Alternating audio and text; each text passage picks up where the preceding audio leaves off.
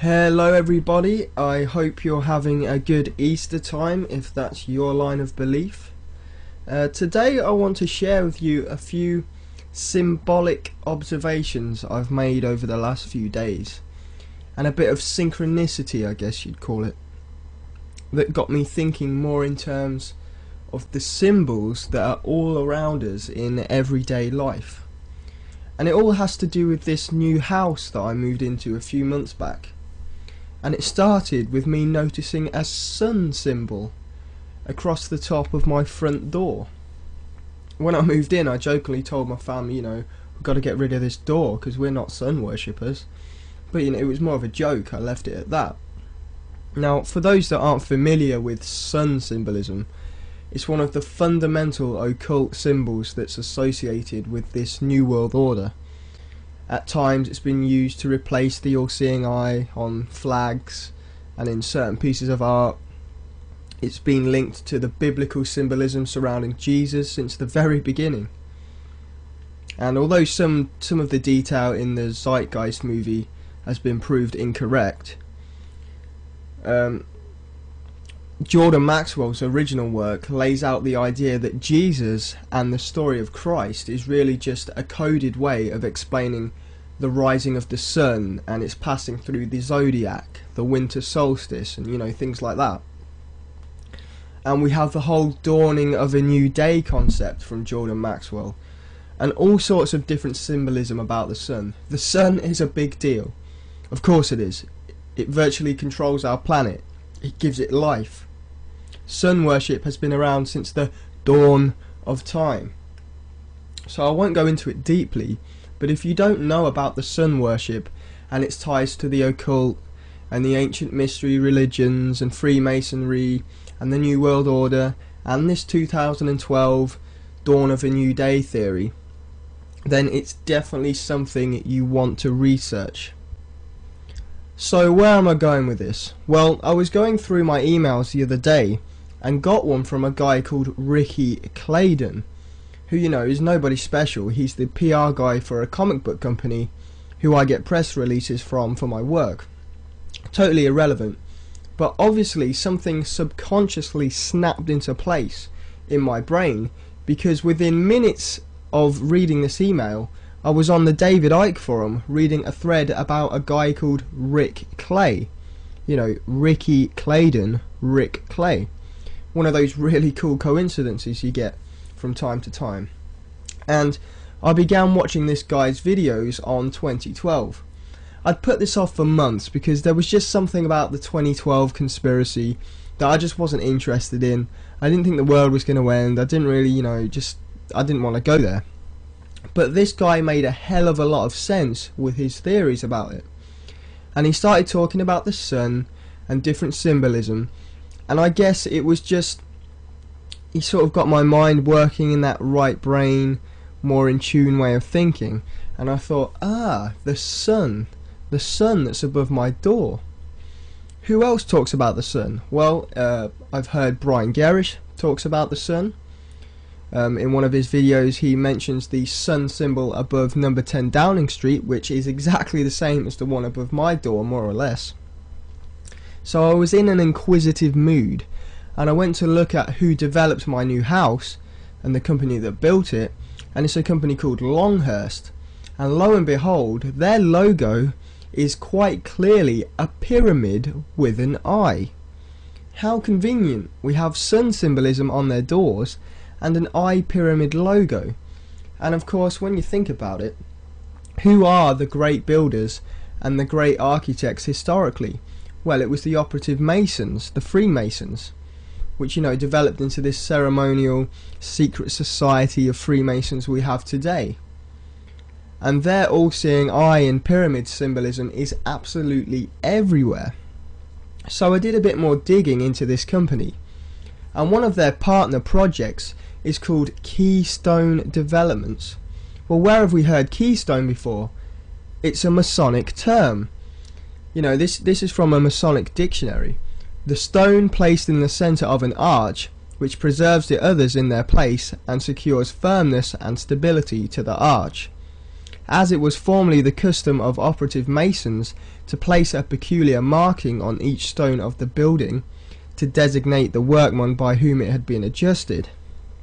And it goes on to say, such is related to have occurred to the keystone, which plays such an important part in the legend of the Royal Arch degree.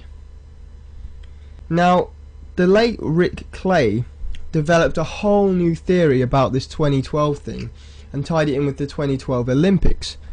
And we know the Mayan calendar is about to end the current eon and is moving into the next age. Some people, you know, that's why some people call it the end of the world. It's more of the end of the world as we know it.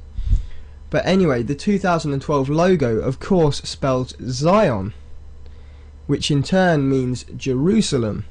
And basically, the idea is that this New World Order system is attempting to create the new Jerusalem, or Zion, or Babylon, depending on how you want to call it.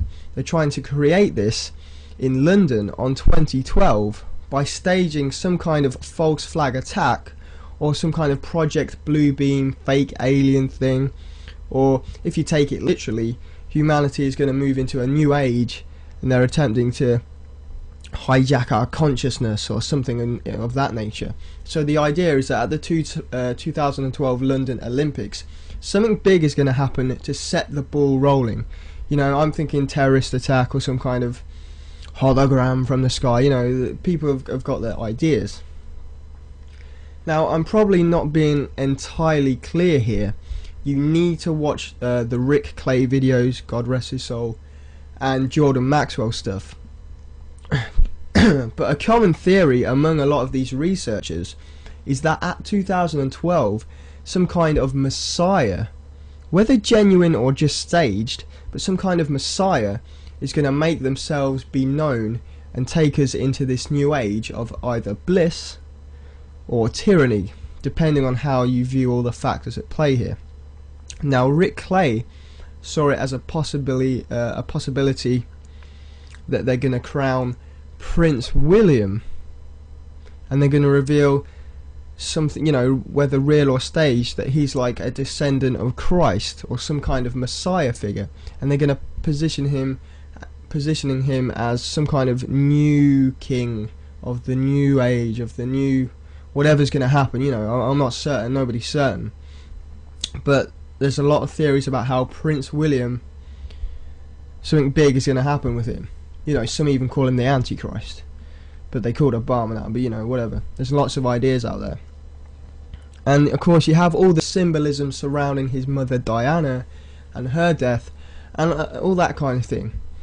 But keep in mind that he's the prince at this point. Now, during my own little digging about this Longhurst Homes Company and, you know, the Keystone thing and its relation to Freemasonry and the Royal Arch degree, during this degree, certain Masons in the lodge are given different, I guess, ceremonial titles. And the most important one, I'm probably not pronouncing it correctly, is Zerubbabel. And this actually means the Prince of Jerusalem. So is Prince William going to be revealed at 2012 as the Prince of the New Jerusalem, of Zion in London? Now, whether you put much stock into any of this or not, you got to admit it's still pretty interesting. You can't deny that. And there's a few other things I picked up on as well with this Longhurst company. Sorry that the image is such poor quality. It's the only one I could find on the internet. Longhurst is actually quite a small company. It just deals with the area where I live. But here's one of their vans driving around, and on the back is a small child doing the pyramid hand symbol, similar to our old pal Jay-Z. Now, I really wish I could zoom in and find out what the writing actually says, but I can't do that, and I haven't seen this particular van driving around. But, you know, nonetheless, that pyramid is definitely there. And Longhurst also have a partner company called Spire Homes, and of course a spire is defined as a pyramidal structure. Now, some more odd things popped up when I googled the area near my new house, And on April 23rd, the Lincolnshire History and Archaeology Society will be meeting at the St John's Church, which is literally 5 doors down from my new house, to discuss the Knights Templar. Now, Zerubbabel, the Prince of Jerusalem, was given the sanction to rebuild Babylon, or Babylondon as some people call it, and the Masonic Knights Templar, who hold St John in high regard, and their Order of the Red Cross, often reenact the moment where Cyrus the Great tasked Zerubbabel with the rebuilding of Babylon, or Babylondon, aka the New Jerusalem or Zion.